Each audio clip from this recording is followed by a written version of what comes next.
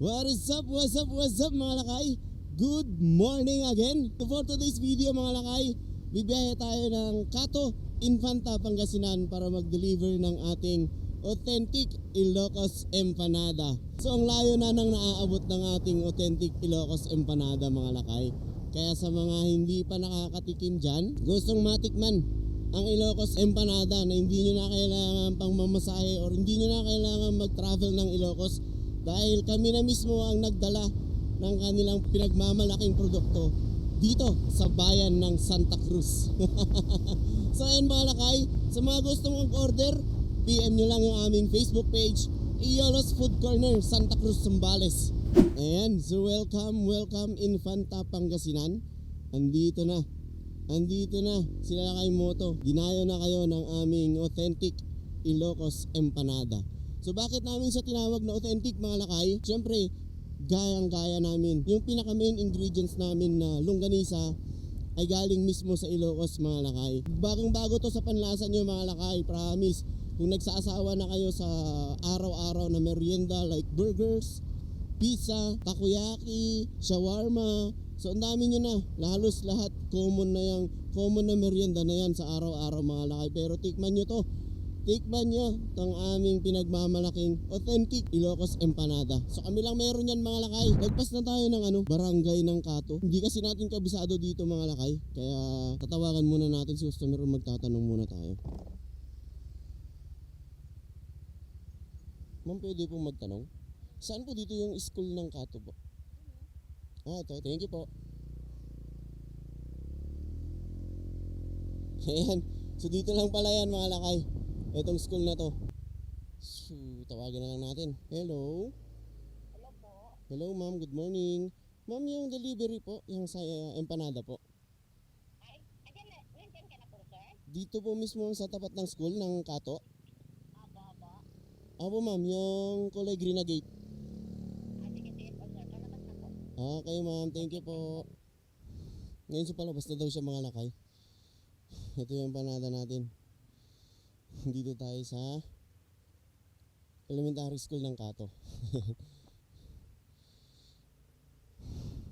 Gabi init?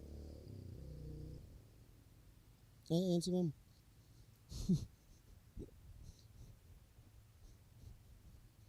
Ito na po. Thank you ma'am. Ayun mga lang kayo. Sa school ng Cato yan, kung familiar kayo dito, ayan, eskwelahan ng Cato. Nag-deliver tayo ng Ilocos Empanada.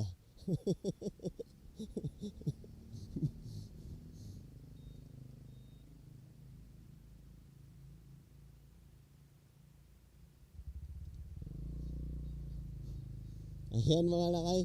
So na-deliver na natin. Dito lang yan sa Cato, Infanta. Di ba mga lakay? Di ba?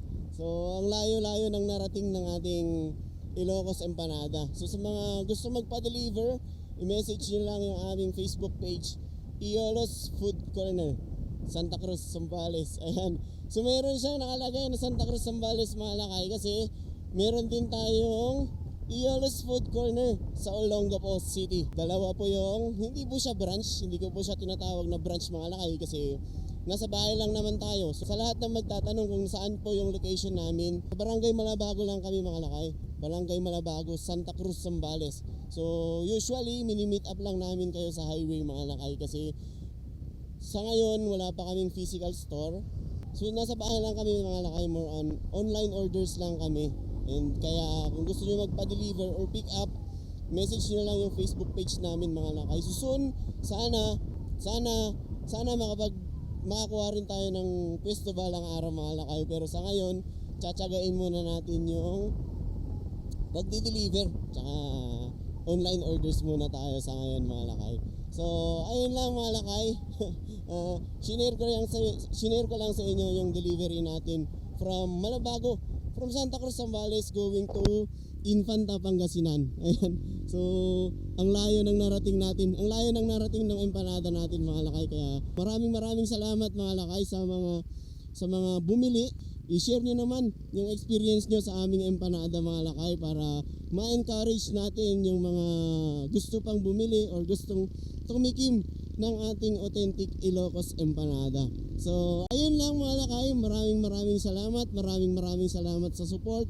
Hindi lamang po kay Lakay Moto kundi sa aming konting online business na Ilocos Empanada. So please support mga lakay, Lakay Moto and then Iolos Food Corner. So ayun lang mga lakay, shout out sa mga taga-Infanta. Peace out mga lakay, ride safe always.